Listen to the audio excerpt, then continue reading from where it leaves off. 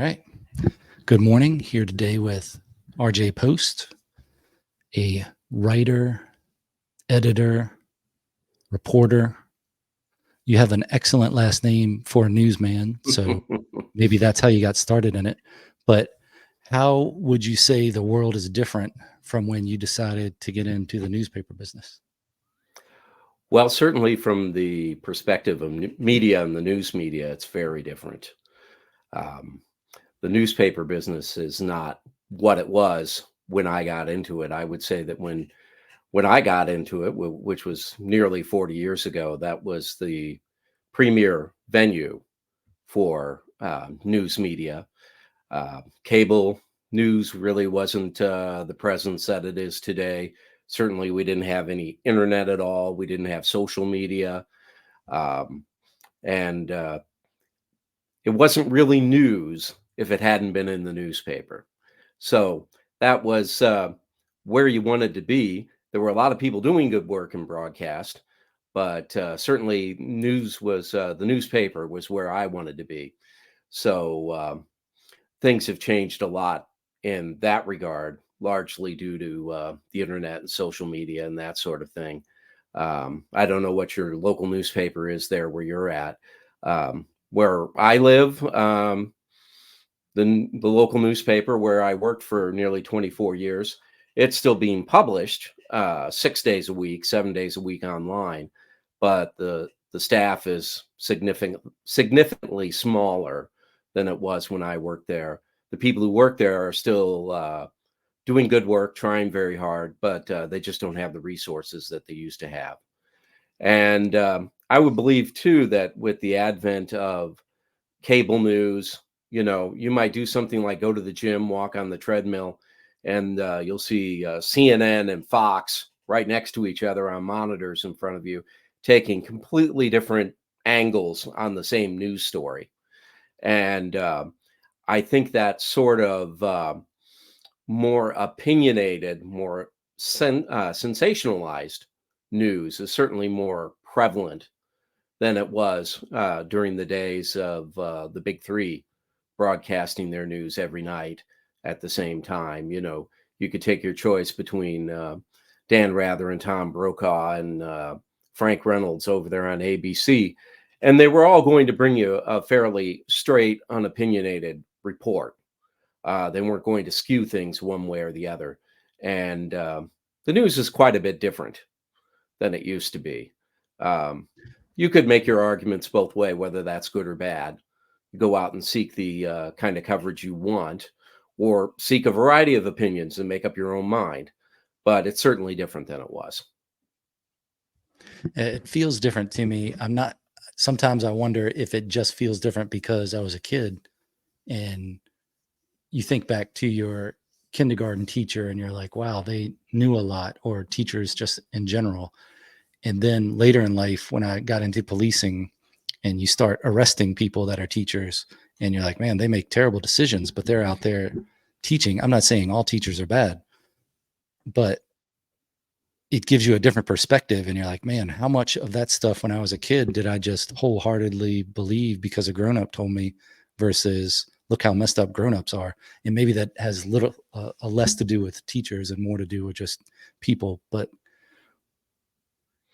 I do look back at the Tom Brokaws and all those and go, man, were they telling us more truth or more news and less opinion than now? Or did I just not know? But it does feel different when you look back at some of especially the old presidential debates, when you see was it Kennedy and Nixon, when you see their debate versus the debates we have now, and you go, wow, that it's either a smarter crowd or something was different back then to what it is now. Well, I think debating's an entirely different animal than probably just your nightly news coverage. Certainly, if you and I are in a debate taking opposite points, you can make the argument that that's the best way to get to the truth. I mean, that's the way our justice system is set up. But obviously, I'm trying to prove my point. You're trying to prove yours. A little bit different than nightly news coverage, where hopefully we're being objective. We're not trying to prove one point one way or another, but we're giving both sides their opportunity to speak and letting the viewer or the reader, if we're talking about a newspaper, decide for themselves what they Mm. think is best. That's how I always looked at court too, when you're dealing with juries or judges, that as a police, I was a witness for the Commonwealth, is what they say, because I was a trooper in Virginia. And Hmm.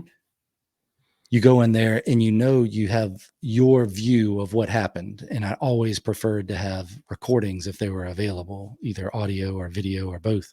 And a lot of the time it's just what you took for notes at the scene of whatever, whether it's a crash or a regular traffic infraction or something more serious.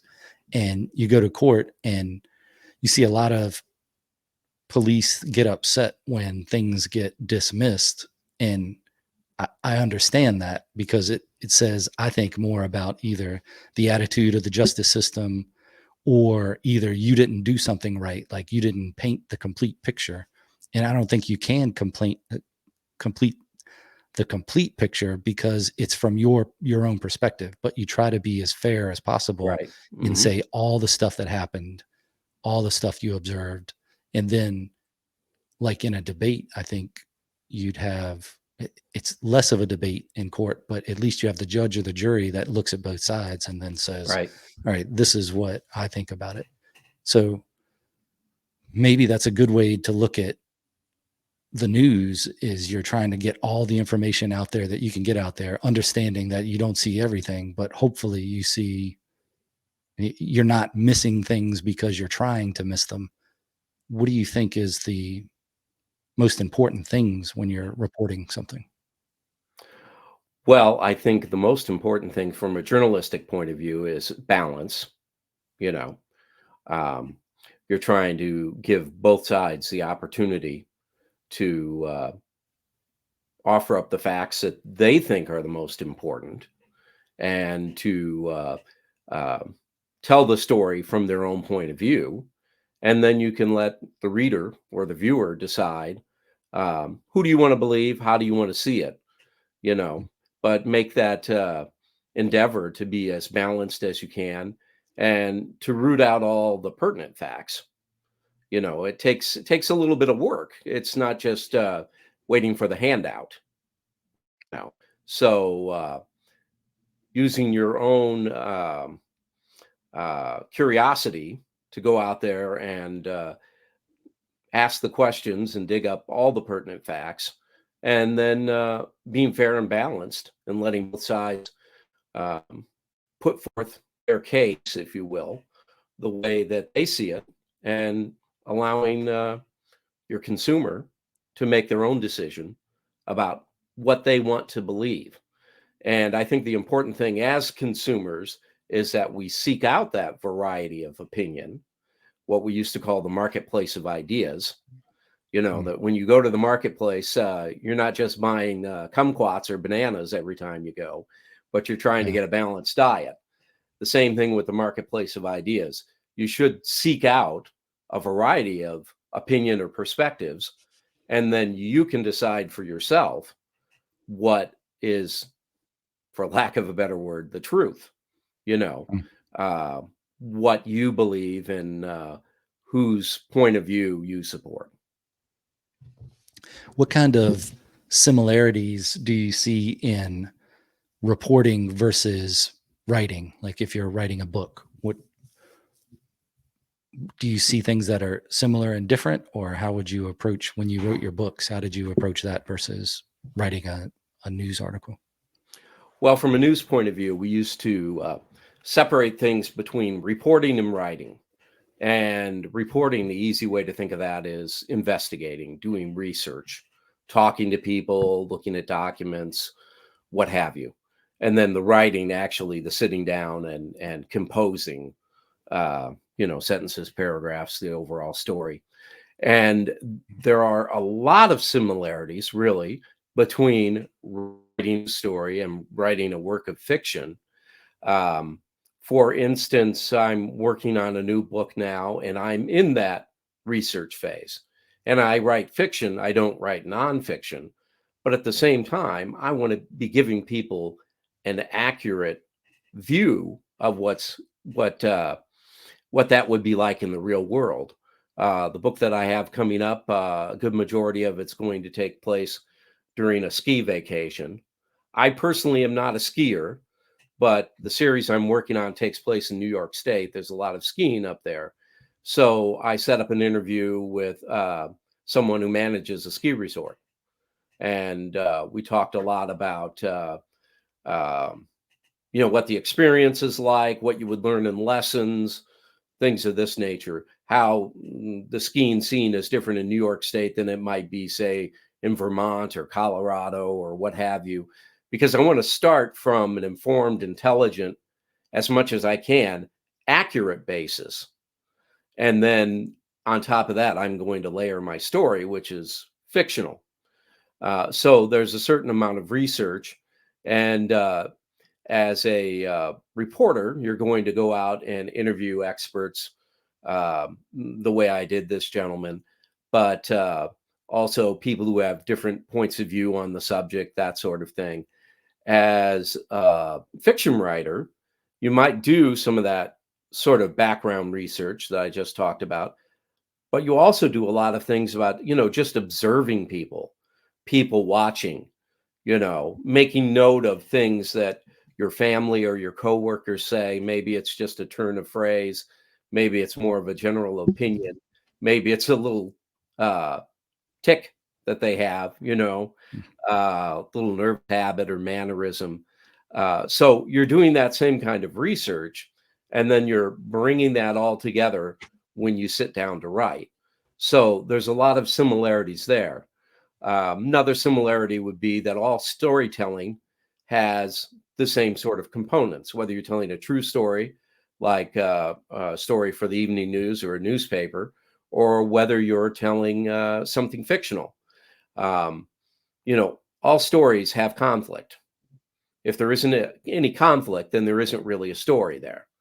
Even if you go back to look at your most ancient forms of storytelling, if you look at the cave drawings, let's say, for instance, frequently they're about something like a hunt. you know Mm. there's a conflict there. Myself and my tribe, we need to go out and hunt, we need to kill that mastodon, or our tribe's not going to survive. There's the conflict. If you look at something like Beowulf, you know there's this monster Grendel that's threatening our community. Somebody brave like Beowulf is going to have to go out and slay that monster, or we're not going to survive. That's the conflict. Or if you look at the mega myth, uh, the hero's journey, there's some sort of conflict there that the hero has to go on to go solve. So any kind of fiction that you're writing is something like that. Maybe it's a mystery, and the hero has to solve the mystery. But the same thing in journalism.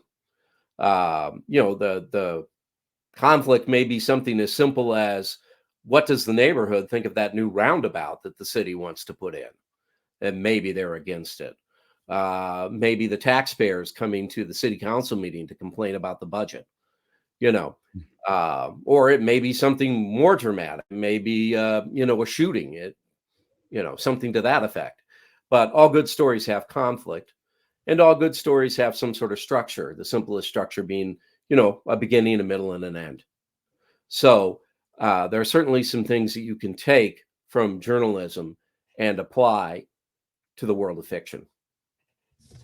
Do you think that one of the reasons that journalism seems to have changed from what it maybe used to be, or maybe popular journalism has changed, is because people are looking more for entertainment than they are for presenting the balanced sides of a story? Well, Why do you think entertainment it might be changed? one thing. Yeah, certainly. Mm. Um, the other thing may just be, when we look at something like the internet and social media, the great hope was that it would draw people closer together. It would Mm. strengthen relationships. It would build new relationships. And to a very real extent, it's isolated people. You know, um, I don't have to go out to the coffee shop and meet with my friend. I can just um, post something online, you know, or get in some sort of chat room or whatever, you know. Um, so, and also too, online, you tend to seek out opinions that reinforce what you already believe. So it becomes something of an echo chamber rather than getting out and being part of the community where there may be some differences of opinions, even among friends. And I think that it has had a tendency to isolate people more. And so maybe, you know, if I'm more conservative, maybe I only want to listen to Fox News because it tells me the things that I already believe. I think people in general are a little more insecure than they were, say, 20, 30, 40, 50 years ago when, you know, maybe you had more of a relationship with that person over the backyard fence than you do today. And your neighbors don't always do things the way you would like them to do. You know, maybe their dog comes over and uses your yard or whatever it is, or you don't care for Mm-hmm. their Christmas decorations. But if you're talking to those people every day, you have to learn to make compromises and get along with people better. If you're going downtown to have coffee, I think you tend to get along with people a little bit better than you do if you isolate yourself most of the time. So entertainment might be more part of it, but I think also too, just the wanting to confirm already what I already believe and not have an open mind to other people's point of view. Do you think that the downturn or the less interest in print newspapers is, how much do you think it is because of social media, or you can get the things online versus wanting to confirm your own views, like listen to just the views you want to listen to, and maybe newspapers, at least partially, have become either one view or another. Like you know, I'm sure we could name a bunch of newspapers that have different political views or stances of things, I think to a just like very you could real look at social media. I think to a very real extent, newspapers have managed to maintain their objectivity a lot better than other forms of news have or other forms of communication.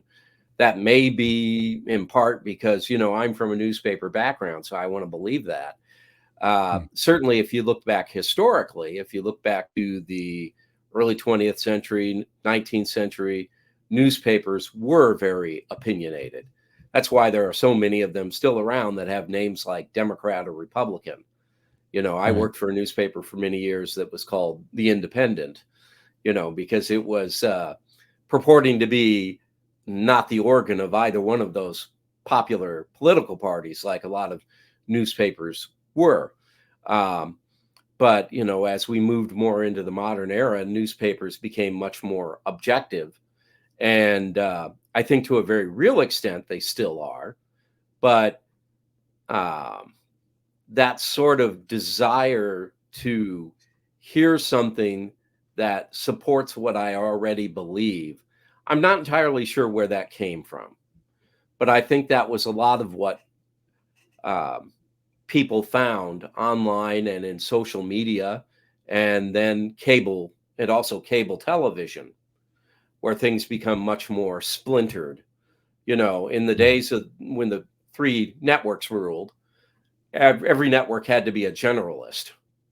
And then as we got more into cable television and now into streaming, um, every channel can be, there's still some that are generalists, like, you know, you take, for instance, Netflix, very much a generalist. They are trying to appeal to everyone with one program or another, not with every program, obviously, but there are a lot of splinter sort of streaming platforms and certainly splinter sort of social media, you know.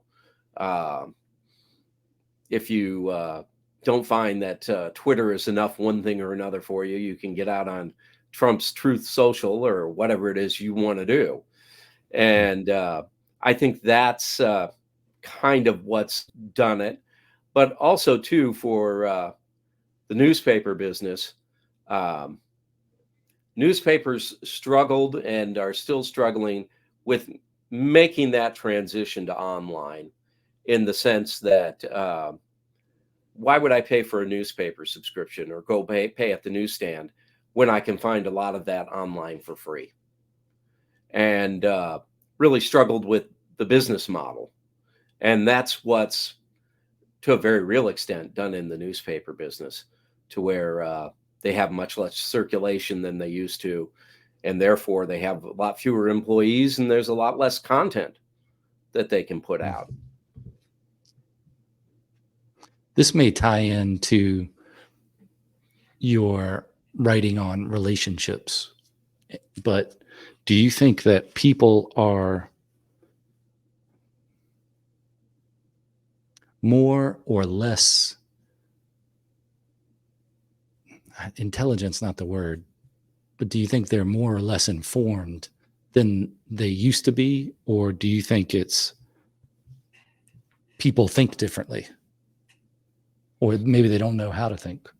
What do you think that, why would you, if you could put a difference in society from 20 or 30 years ago to society now, just in general, on average, do you think that people are more informed, less informed, better thinkers, or worse thinkers?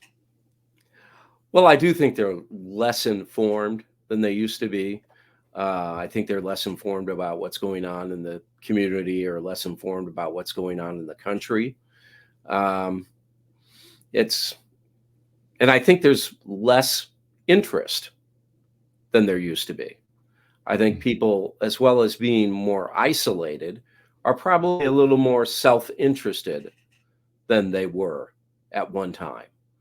I'm not entirely sure why that is, other than the fact that the kind of media we have today, especially with social media, tends to encourage that sort of thing.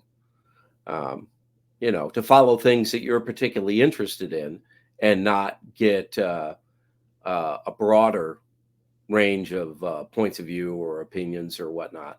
Do people think better than they did? I know some people that are involved with public schools or who have been involved with public schools who would say in general, they don't think people are, we're not breeding or raising people to be, to think as well as they used to, Yeah. that, I'm not saying that people think good or bad thoughts. It's more of, right. do people know the process of thinking better now than they used to? It seems like people don't think as much, and maybe because they don't have that process of thinking more, maybe that's the downfall or the reduction in just writing, because you're in school and you're not writing as much, it seems, as you used to in school. Then I always found that writing helped you think, because it helps you arrange your thoughts so you can go, okay, this is, let me put this in that story in my own head of beginning, middle, and end, or let me collect this information and then see what I have. That if people aren't writing it, I think you can correlate less thinking is less writing. Definitely. There's certainly a very strong connection between language and thinking. Without language, we don't really have the power of abstract thought. I can look outside and see a bird sitting on a fence. But if I'm trying to tell my friend about that bird I saw on the fence, without the power of language, it's hard for me to do that. Do I take him by the arm and drag him over there and point at what I'm saying? You don't have so much the power of abstract thought. And especially when you start thinking about really abstract ideas like loyalty or community or love or trust. How do you think about that, and how do you convey that to somebody else without language? Certainly there are things that you can do. If you appear to be shivering, I can get a blanket and put it around your shoulders, and that's one way that I can show you trust or loyalty or what have you. But there's that strong connection between language, having a good vocabulary, and being able to use that. Yes, it certainly does help with your thinking processes because you have to organize your thoughts to write them down and make something coherent out of them. The two Mm, certainly, one hand washes the other. right. So if you're doing less of that in schools or in your everyday life, and we certainly do in our everyday life. I mean, when was the last time you sat down and wrote someone a letter? You know, I Well, was a I write a lot, common but I'm general. common practice for a generation ago, Yeah. or making out those Christmas cards at this time of year. And certainly, if we're doing a lot less of that as a society, that is going to it's certainly not going to help us organize our thoughts uh, better. It's going to have more of the negative effect. Yeah. I guess you could also see that in just how people write or type things now, where before you would type them out and now you're just using abbreviations or, shorthand. It seems Right. like texting is the shorthand that everybody knows or that people that text a lot know. And then you get across quicker ideas, but maybe you don't get all of the idea across in those. Yeah. How many people do you know that text in complete sentences? Yeah. Hmm. I do. But I'm kind of IDK. a word nerd, so I text in complete sentences. But a lot of people don't write an email in complete sentences, much less send a text that way. Yeah. So then what would, what do you think a kid these days or somebody getting into journalism or thinks they want to get into journalism, how do they know it's going to be the right thing for them versus something else? Like I have what some advice would you give a person like that? I have some real questions in my mind about young people getting into journalism today and why they would want to get into it, because they may have some very different ideas than I did when I started.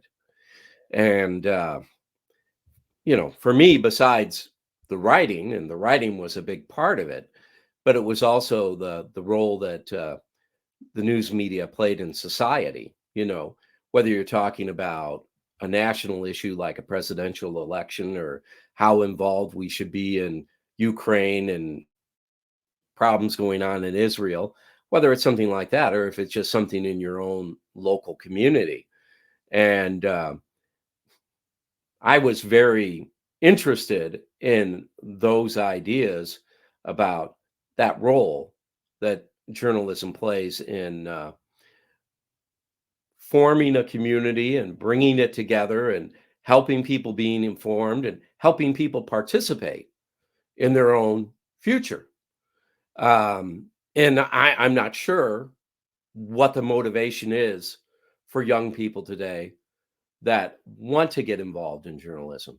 Certainly, I came on that tail end of there was still quite a bit of excitement over Watergate, and there were a lot of people getting into the business that they wanted to catch a public official committing some Mm. sort of malfeasance. You know, they wanted to dig in there and ferret out all those things that were happening in the back room. And that's important and whatnot. It wasn't entirely my motivation, but what young people are interested in today, why they want to be involved in journalism, um, I don't know. I haven't spoken to enough recently to really know what their motivation is. So that would be my first question for them. What is your motivation?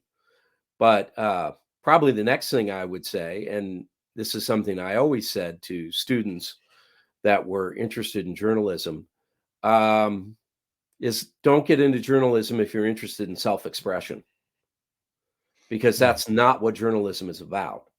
It's not about expressing yourself and telling your story or your feelings or whatever. It's about telling other people's stories.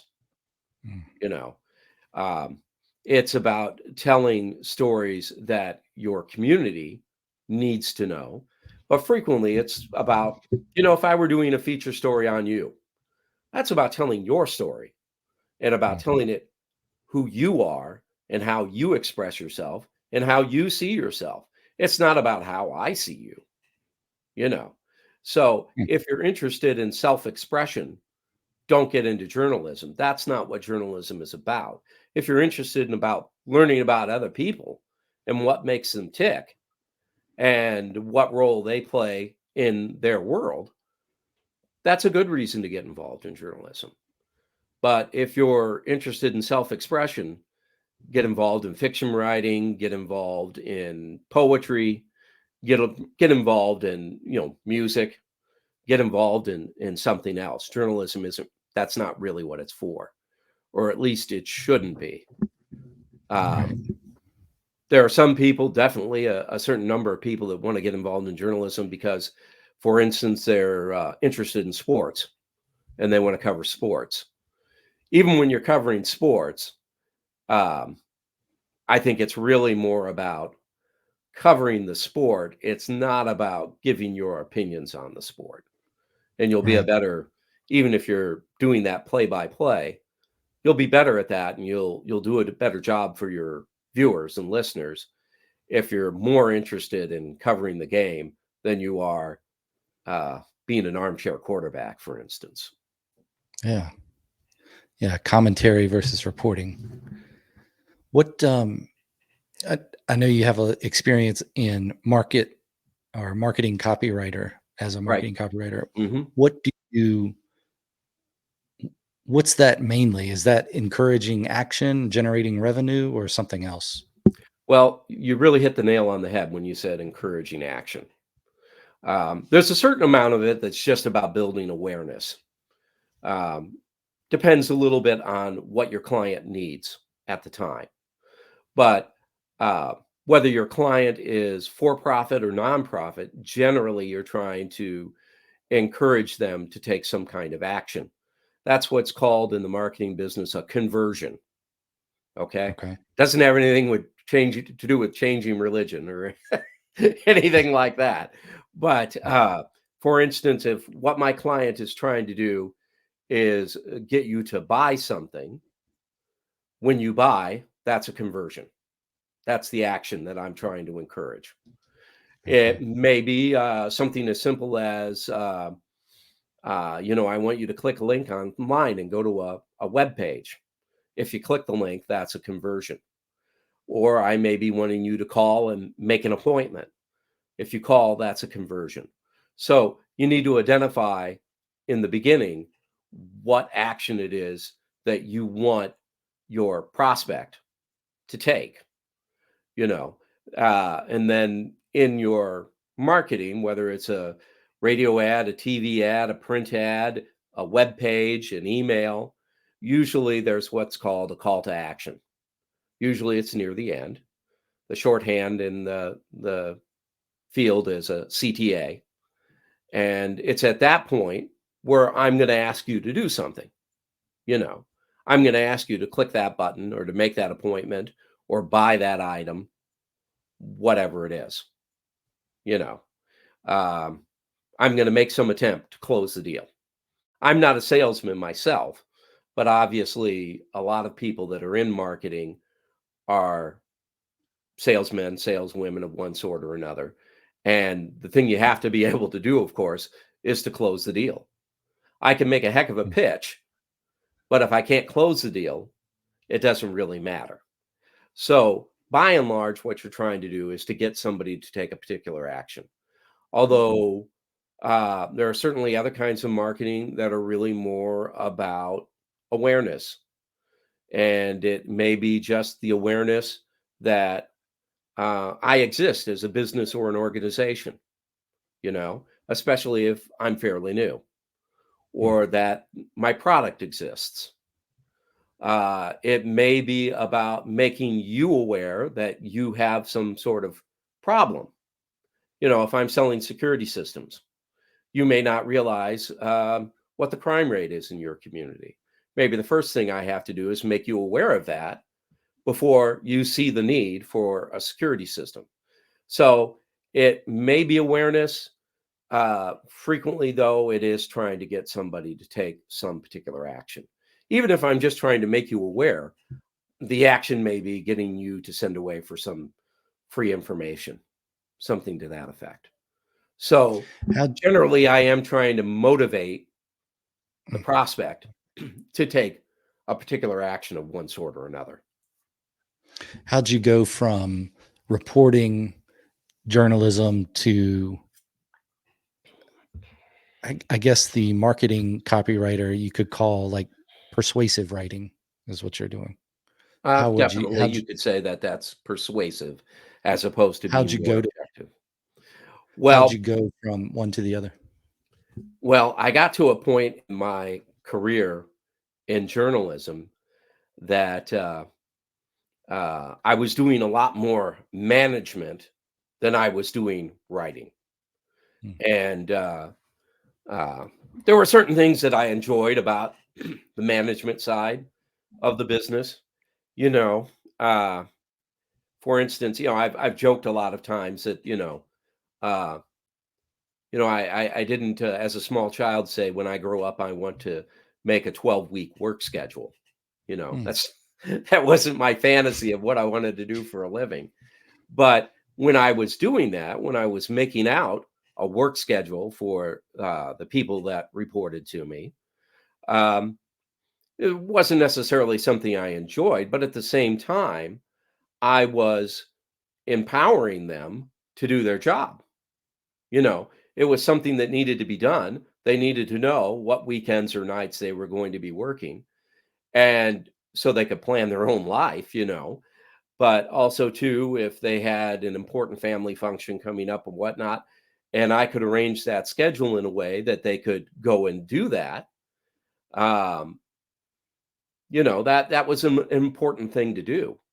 It was something to help these friends and colleagues live their life and still be able to work with me and do the things we needed to do for the business we worked for and the community that we worked for. So that was important, but I really wanted to do more writing and not quite so much management. mm. And so getting into a job where my full-time emphasis was on writing rather than answering phone calls from uh, ladies that were worried about thirsty looking turkeys or upset about their neighbor's Halloween display or whatever it was, and making out work schedules and all these kind of things and doing more writing. Um, that was something that seemed like a good opportunity to me. So one way to go about that, because most communities in America don't have more than one newspaper. You know, there was a time when a lot of them did. Most of them just have one, if they have one at all. So I suppose I could have tried to get into something else like television or whatnot. But again, there's not a real strong emphasis in writing there. There's more of an emphasis in other things. Uh, Marketing was one way that I could get into it, that I could Okay. uh, do writing every day. So I happen to know of a agency near where I live that was looking for somebody, and it just happened to work out. So it is a different kind of writing, but at the same time, I still practice the same values and ethics that I practiced as a journalist. Now, I know, of course, when I'm writing something for a client, I am only telling, per se, their point of view. But I'm never going to write anything that's false. I'm never going to write anything that's misleading. Uh, and at the same time, I have to be thinking about that prospective customer in the same way that as a journalist, I had to be thinking about the reader. I have to be thinking about that prospective customer and what do they need to know, to solve their problem, whatever that problem may be, you know. Hmm. And frequently we are writing for nonprofits as well as profit making businesses. So a lot of that is not different per se.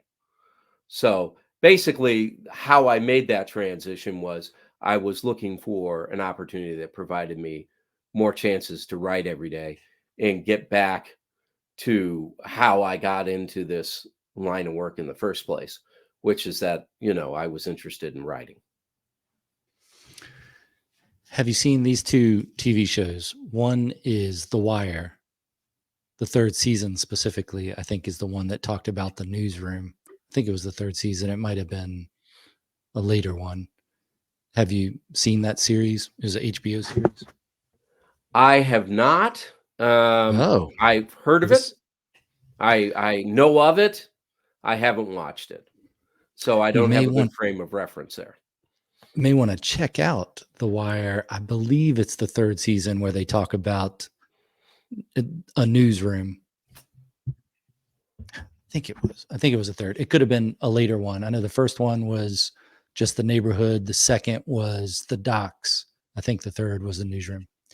But it had an inside look at reporting and how a newsroom worked. That could be exciting. How about the show Mad Men? I've seen a little of it. Okay, And that's more of some of your that persuasive writing. some of that probably relates certainly to more of the kind of team projects.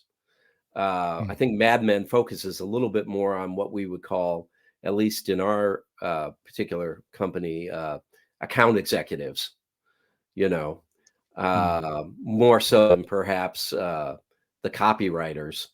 Um, so certainly there are situations where, like for instance, going out and making a pitch to a client.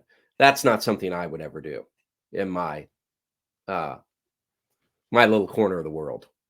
Hmm. Um, I deal with clients somewhat, but that's more along the lines of perhaps I'm doing writing a longer piece for somebody, and I'm either going to see them or calling them up and doing an interview, that kind of thing.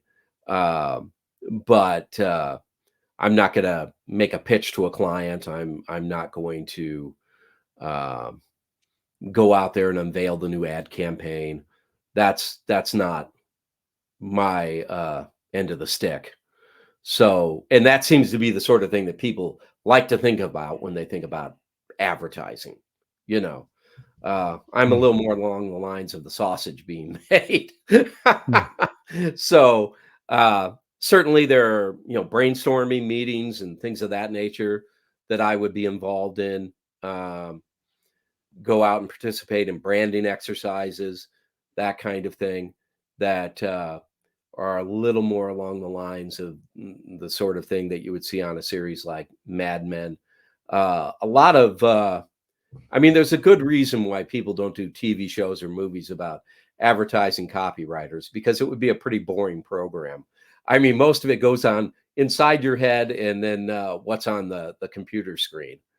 Hmm. A lot more so than anything that would make the kind of drama that people would be interested in seeing on Is that solitary writing what got you into writing books then? Of just that time where you can think about it yourself and then put it down on paper and create a book? I think that would be an accurate thing to say. I got back into writing fiction, as a lot of people seems to have done during the pandemic. Someone that was interviewing me once asked me if writing a book was my sourdough starter. you know Hmm. a lot of people that were at home during the lockdown were doing things like baking and making sourdough bread, and that I don't know if you're into baking or your significant other is or whatever, but you have to have this starter that Mhm. this smelly goo in a bag yeah, you do stuff with. And so I was asked, was writing a book my sourdough starter? And I said, well, yeah, I suppose it was. Because normally during my workday, I commute 40 minutes to the office and 40 minutes home. And when we had the lockdown, I was working from home initially from my dining room table. And I had an extra, 90 minutes a day. What am I going to do with that? And so I started to get back into writing fiction, which is something I loved to do in the past. But when you get involved with journalism, we talk about the 24-hour news cycle, and you think about that with CNN or whatnot. But if you're working in news, it's always a 24-hour news cycle. You're not Mm. technically on duty 24 hours a day, but you're listening, you're responding to phone calls and text messages and all that sort of thing. Hopefully, you get 8 hours a night to sleep. Although you may have somebody calling you up at 2 o'clock in the morning and telling you there was a traffic accident or some downtown buildings on fire. So I just didn't have time to do that. And I was also so involved in keeping everything factual that there's a certain amount of creativity that goes on in news writing, especially when you talk about feature writing, but not to the extent that there is in fiction writing. So I thought that's a good time. Use some of that time to try to flex those muscles again and see if they haven't atrophied altogether. So that's how I got back into writing fiction. Was I did have that time to myself, just me and the keyboard.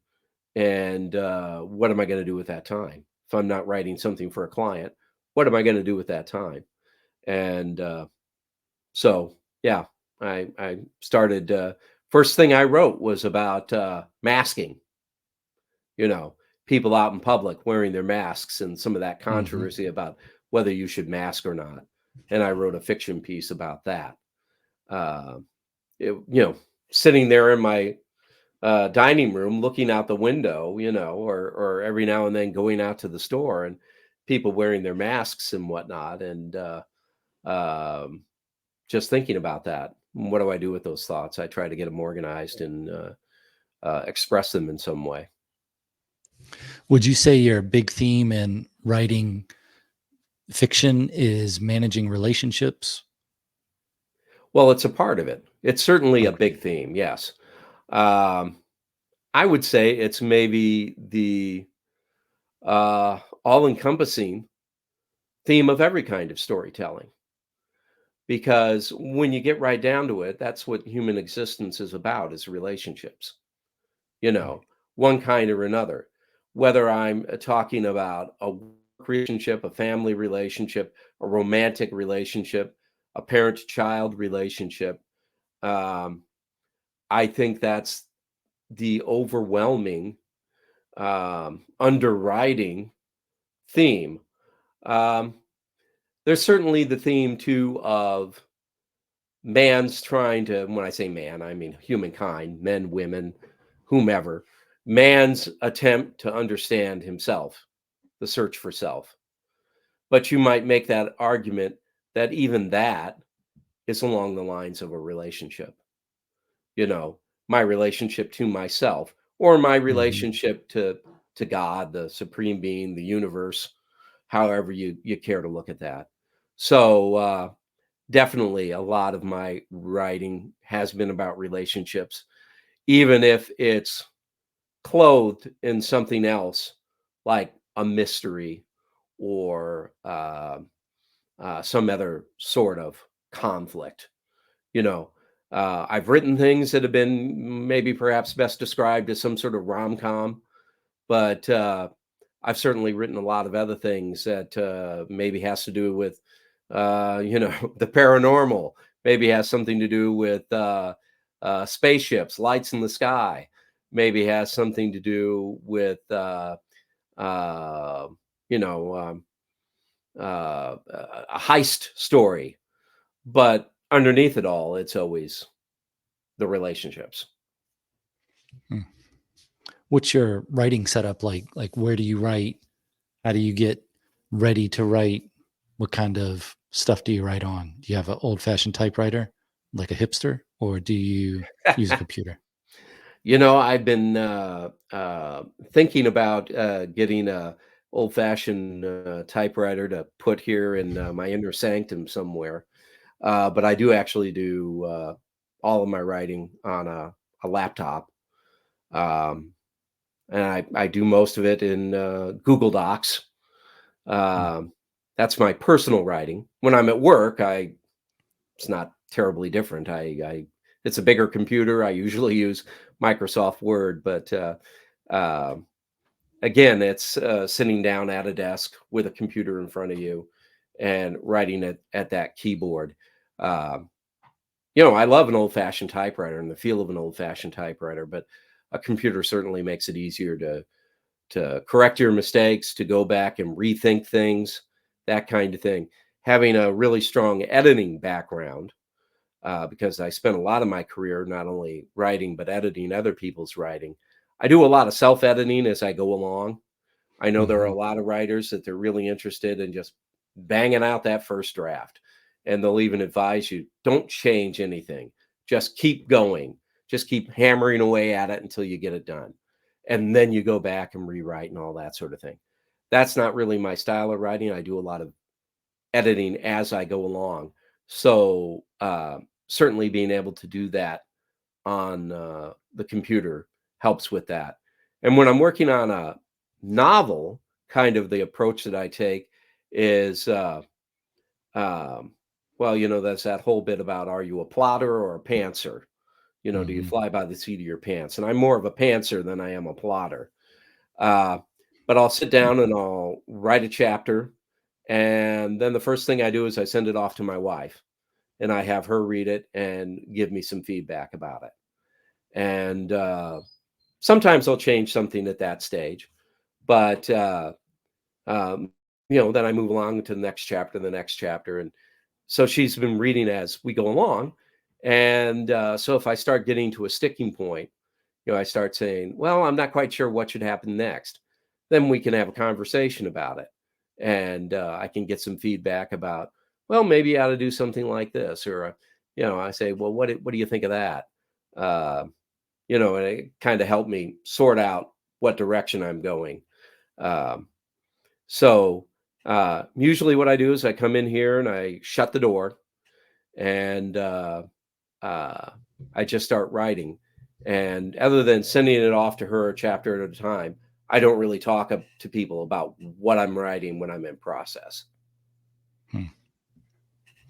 It does seem like with a computer, it's easier to edit as you go to a certain point. So really, when you finish your first draft, it's kind of like a third or fourth because you've gone back through it so many times just as you've been writing and making sure things match up.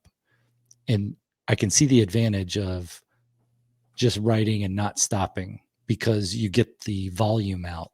But then the Right. idea of having to go back and clean that all up is, I wonder if people that write like that, when they make something in the kitchen, if it's a mess after they're done, or if everything, I would think the other type of person that writes and edits as they go, varying degree, has everything in the dishwasher by the time they've Right. finished cooking They're versus washing those the pots kitchen. and pans as they go along. Yeah. Yeah. Uh, yeah, that's I think that's a good analogy. I think there are a lot more people that do it the other way than do it the way Yeah. I do it.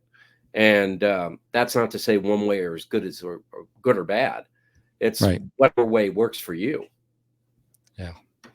Yeah. I can see if you're a person that has a hard time starting something, that it helps to just start and then keep going and have that volume done versus taking an hour and maybe having a page, but it's a good page.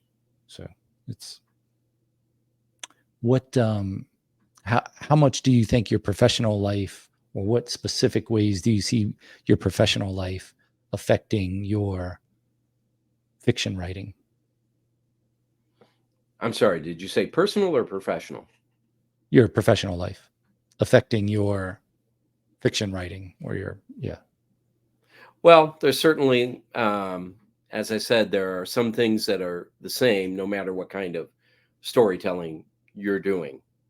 Right. Um, but yeah, I do come across things in my professional life that have some bleed over to fiction writing.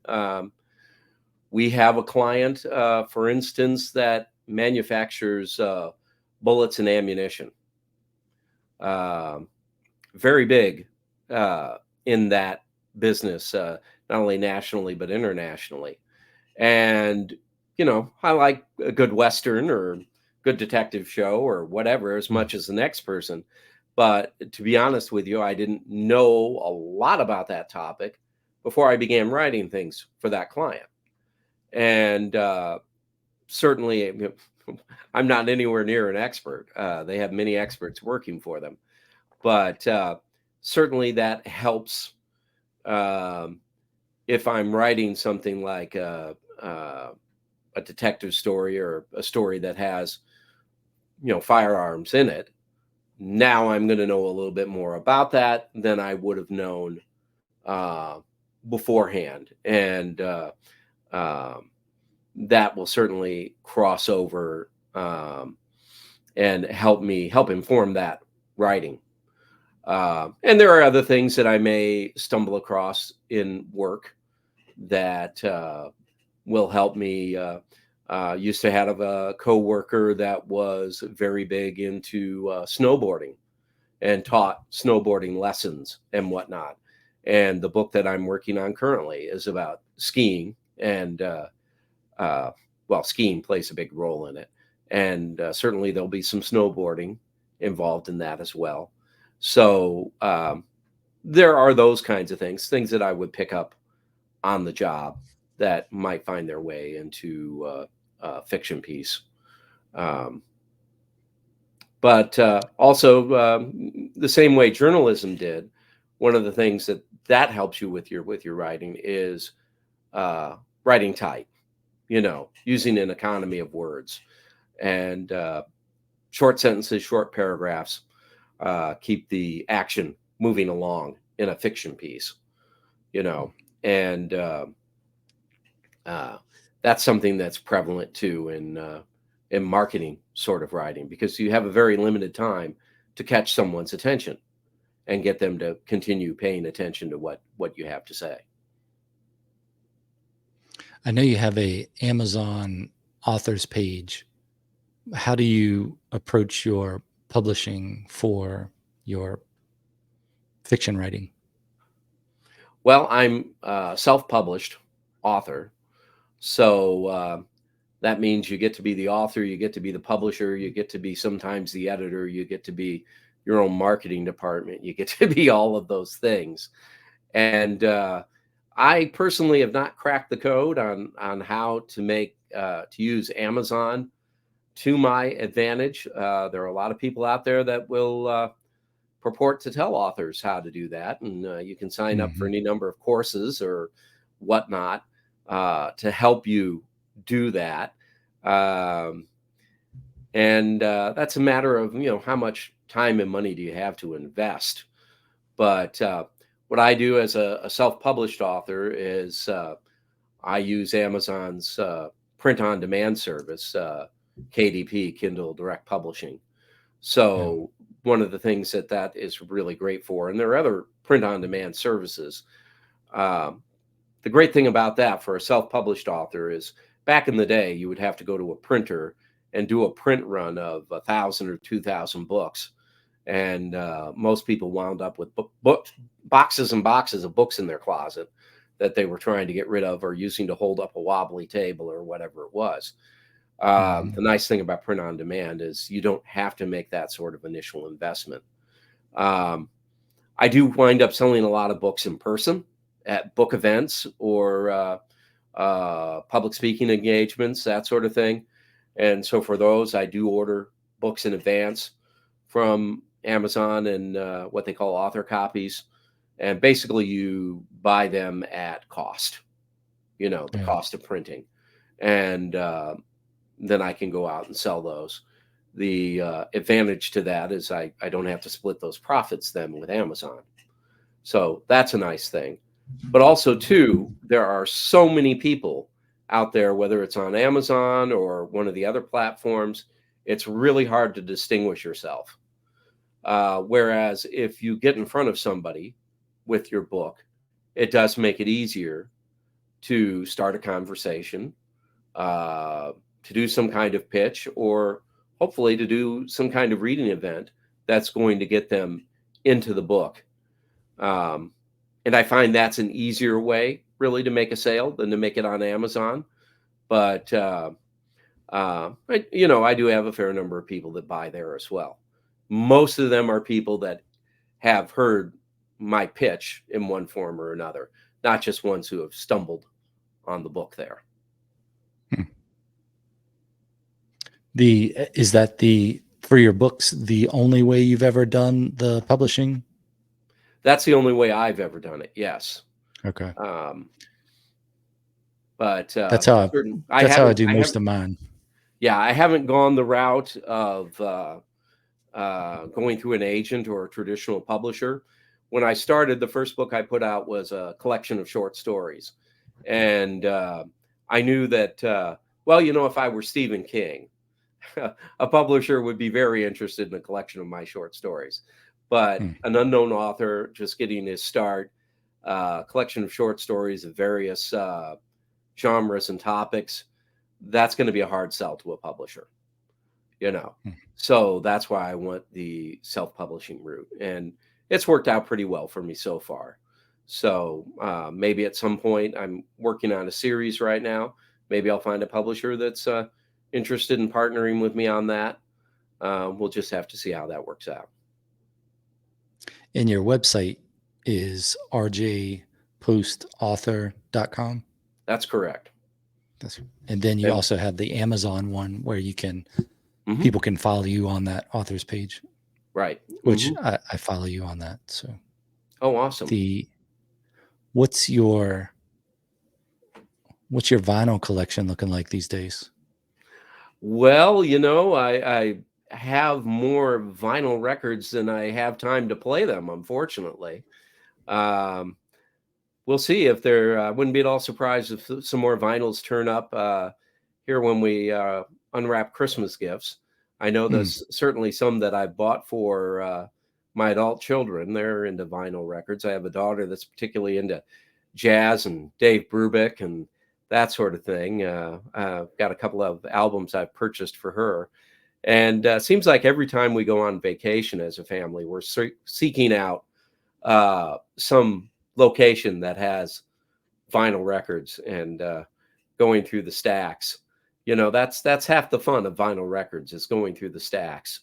And then, of course, getting them home and playing them and whatnot. And I mostly go in for the older stuff, 60s, 70s, 80s. That's kind of my time period. I like a lot of British invasion stuff. From the 80s, I like, not so much the mainstream pop stuff, but maybe a little more alt kind of sort of things like, Haircut 100 and Squeeze and that sort of thing. Okay. Of course, very big into the Beatles. Everybody loves the Beatles. But okay. All right. Are you more of a Rolling Stones kind of guy?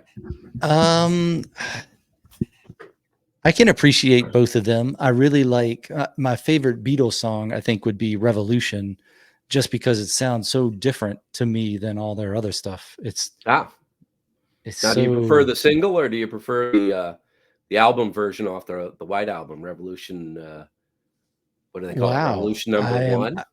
The slower, bluesier version of it.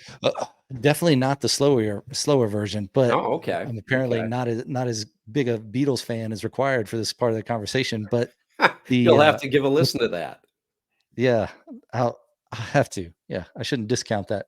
A little aside on jazz and Netflix, I have a theory that in any Netflix show, if jazz starts playing, something crazy is about to happen. Oh, okay. So we'll have to think about that, especially in I think that show was it called The Americans or whatever? It was with Claire Danes and the guy. Man, I know his name, but I can't remember it. But he was Inigo Montoya in The Princess Bride, and then of course major winners from Band of Brothers. Those three in that show. whenever she was getting ready to do something crazy, the jazz would start playing. So that's a theory. And I've seen that happen in other shows with them too. So that's something to Okay. think about. I'll But have to I'll back have to to the listen with a little more discerning ear. yeah. Anytime anybody mentions that they're going to play some jazz or do you like jazz, something's going to happen. But back to the Beatles and the Stones, they were right at. I guess I could have gotten into them because I did grow up with records and 8 tracks, but I think that was right on the edge of maybe Generation X coming in, Yeah. and Mhm. I missed out on the Beatles and the Stones in large part, but I am aware of them. The What kind of system do you have? Like turntable, amp, speakers? What do you got going on there for your vinyl? Nothing impressive there. It's a pretty basic setup, you know, but, Is it one of the briefcase record players, or do you have a actually, it's technique one of those ones that looks like an old phone an old, wooden case radio. like a Victrola? Yeah, yeah. Oh, or like a It is console? it isn't old, it just looks like that, Oh, okay. All so right. it's nothing remarkable, but, um, yeah, it's fun to get the vinyl records out and play them. They certainly sound different than a CD does. Yeah. Are you a put a big stack on and let them drop through, or are you one at a time disc? I'm more of a one at a time kinda guy. Yeah, Okay. yeah. Listen to the whole thing through or different songs, No, usually if then I'm go putting into on them? an album, I'm gonna listen to the whole album, I and, think you I like sometimes you that. need to develop an appreciation for those other album cuts, you know, Yes. the one that, maybe you weren't familiar with when you bought that album, but, Yeah. after a few listens, you start to think, "I really like that song," so, yeah, you have to give yourself a chance to, develop an appreciation for them, and then sometimes there are just, ones that are just junk. Yeah. Mhm. You I think, think "Why that's what did anybody think this was worth putting on an album?" But, the sh what streaming did to music was took away that exploration of being able to get an album, cassette, even CD, whatever, and go through the pamphlet or the artwork with it and to experience it in the order that it was meant to be heard. Like, I know someone on the Metallica documentary, they talked about making an album and how they chose the order. And I think the AC/DC one too. I wonder if musicians these days put as much thought into that order and how they open up an album or close it. And are they trying to take you on a journey through it, or are they just putting songs in and how they arrange them? that's a good question. Um, you know, I'm sure there's some of them who are, and, maybe more so to the extent than, 50 years ago, they were, where musician might go into a studio and cut an album and not even have that much input on which songs went in and which didn't, much less what order Yeah. they went in. Whereas today, I mean, before Sergeant Pepper, I mean, nobody even had the idea of what a concept album was. Nobody was really doing that, you know. Huh. So, Was that before the Beach Boys, the Pet Sounds album? you may have something there. It's right about the same time. Same time, Those maybe those that are so started hitting the concept album. those are so contemporary, and, if you go back and you do some of the reading online or wherever you do it, it's interesting to see how much those 2 groups in particular were influencing each other, or, Yeah.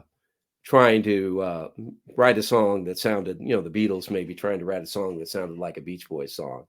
The one that people always think of as, Back in the USSR, but I Yeah. think, even before that, they were, uh, around the time of, Revolver and, Rubber Soul and whatnot.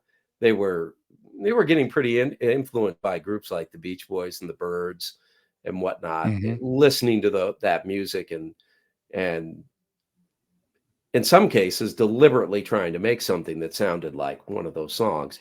I'm struggling for an example, but and then obviously, of course, the groups in America were listening to the Beatles and getting influenced by what they did. But uh, yeah, it's kind of fun to go back and look at that or listen to some old interviews about how all that took place. There's a documentary about Laurel Canyon in the Los Angeles area in back in the '60s. Uh, I'm not bringing up the title right away. Echoes in the Canyon, something to that effect. I think I've seen And, that. Yeah. and uh, in addition to the interviews and whatnot, and how they influenced each other, and these guys, hey, let's go, let's hop in the car and go over to Brian Wilson's house and start jamming or whatever. Uh, uh, I believe that's the one that also there's a kind of a thread going on where uh, Bob Dylan's kid. Uh, his first Mm. name's escaping me at the moment. He and a studio group are trying to recreate some of these songs, and Brian Wilson actually comes in and sits down to play something with them and tells them they're all playing it in the wrong key, you know. And Dylan, he says, "Well, we'll get some capos or something." Yeah. I saw a good interview with Dylan's son on, I think it was Joe Rogan's podcast, had a good one with him. I think that's the one I was thinking of. And he talked about how he had no problems, that being in the recording or the record industry was not an issue, that anybody could do it. And I'm thinking, Well, anybody okay, can do dude. it if their dad's Bob Dylan, yeah. Yeah, yeah, okay. I'm sure that makes it a little easier.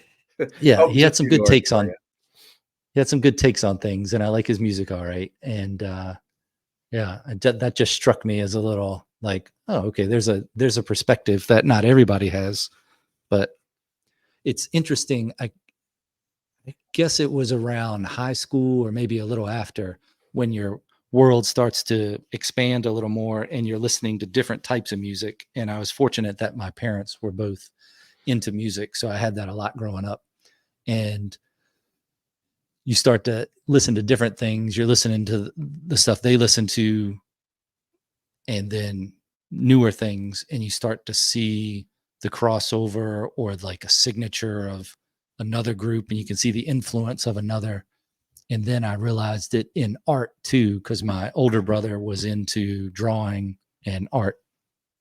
And I could never understand then how people would look at different paintings and say, well, that's a Picasso and that's a Rembrandt. And you Oh, could just look at them and tell. And this is, when I'm a kid. And then I started looking at my brother's stuff in art shows or against other people drawing. And then I was like, oh, that's how you tell. Because I think even now I could pick out his work among other people's work pretty easy. And then as you start to take those art classes or art appreciation, film appreciation, music appreciation in college, that you broaden your horizon and understand that you can pick out a song or a film just as easy as looking at a picture and knowing who painted that or in what style it's painted. It's pretty interesting to see creativity work that way.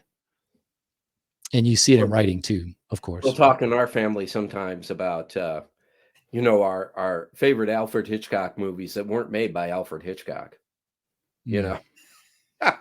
yeah. Movies like Charade or Niagara or whatever ever that Hmm.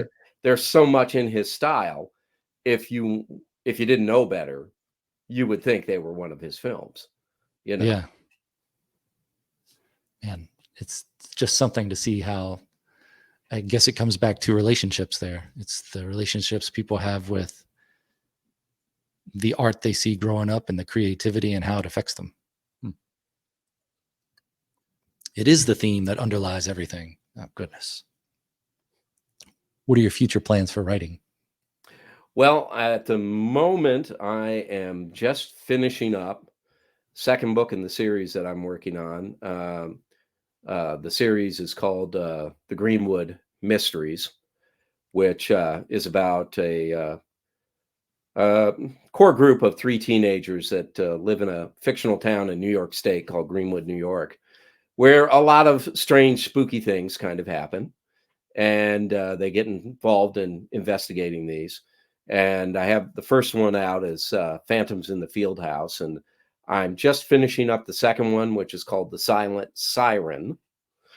And when I say finishing up, I'm making some final edits, and then it will be formatting the manuscript for print, and then Mhm. I'll have to be working with a cover artist to get the cover done. So probably sometime in January that'll hit shelves. And while I'm doing that, simultaneously, I'm doing the research for the third one in that series, which is going to be called something like A Haunting at the Hotel Hudson. So the kids are going to go on a ski trip. They're going to wind up staying at a spooky old hotel. There's going to be Mm. some other things going on.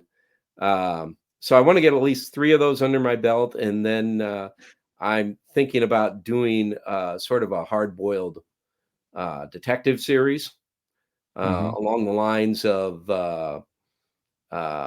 Raymond Chandler or Mickey Spillane, that kind of thing, but a little more tongue in cheek. You know, Okay. those guys are the masters. I don't think I can take those guys on head on, but maybe come at it a little more tongue in cheek, a little bit more along the lines of a spoof or a satire. Oh, so more Police Squad then. Well, maybe not not quite that extreme, but Oh, okay. yeah, a little more. Yeah, I wrote a short story along those lines. It was one of my earlier books, and I had a lot of fun with it. And I actually wrote that because I had been writing these short stories and sending them to my brother, you know, kind of as a beta reader. And Mhm. he has this very saintly wife that in the family she's actually referred to as Saint Josie. Very nice, Okay. religious kind of lady. And she had read some of these stories and she said, "Well, these are all for kids. There's not enough sex and violence in them." Mm. It's always the quiet ones. Yeah. So, so I thought, okay, I'm going to write something with more sex and violence in it. And so I wrote this sort of spoof of the hard-boiled detective story that actually the mystery takes place at a sperm bank. Hmm. And I had a lot of fun writing that. It was sort of poking fun at the genre a little bit. And so I've got in mind to maybe do a short series of books along those lines. Uh, and want to keep experimenting with doing some video type things and that sort of thing. I've had this idea for a long time that I'd like to uh, put together a film entirely out of clips, if you will, from movies that are in the public domain. So you may recall a movie that Steve Martin made early in his career called "Dead Men Don't Wear Plaid." Mhm. And that employed a lot of clips from movies like Double Indemnity and whatnot that he wove into his storyline. And so I've used some of those clips from public domain movies and things like book trailers and that kind of thing. And so I've got this idea of maybe putting together an entire film uh, using just clips from movies like that and arranging them into some sort of coherent storyline and Yeah. seeing how that might turn out. That sounds good. That's like kinda like the video version of those pictures that are made out of other pictures. Yeah, yeah, that would be Yeah. a good way to describe it. Sure. Nice.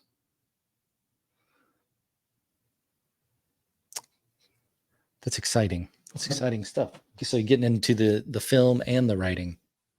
Yeah, a little bit. I haven't gone out really much with a camera and done that sort of filming.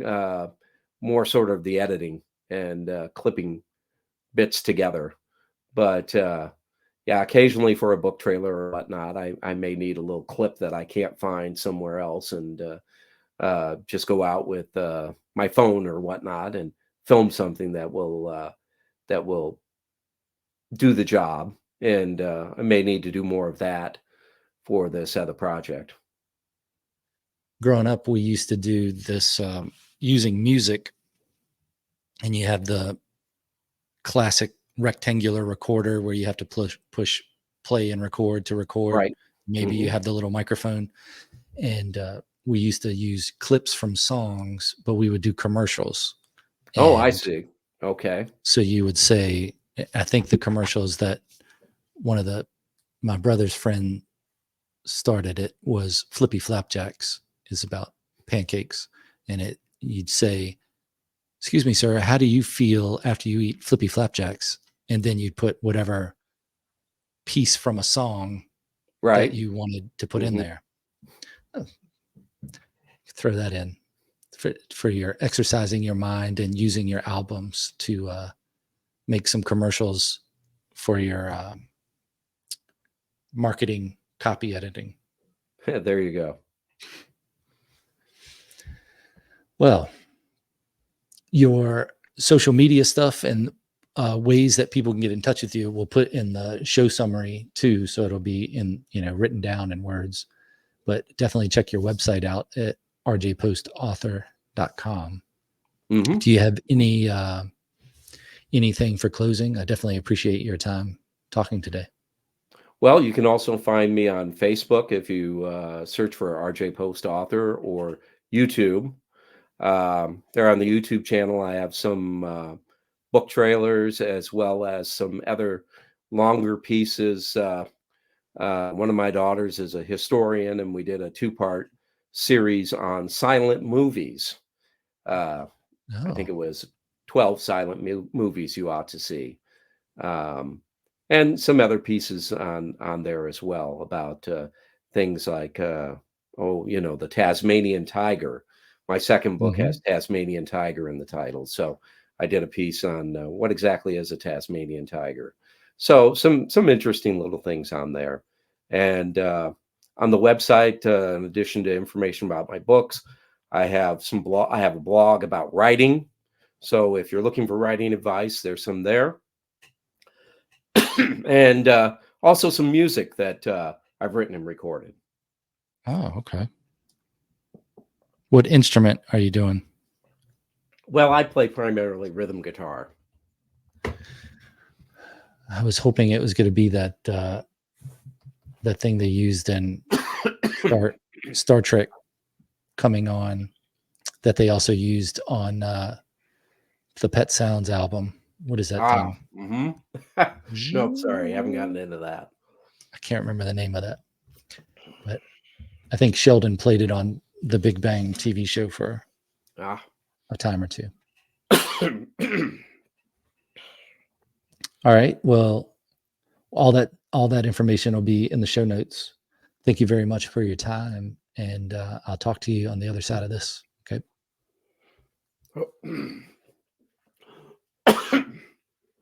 Very good. All right.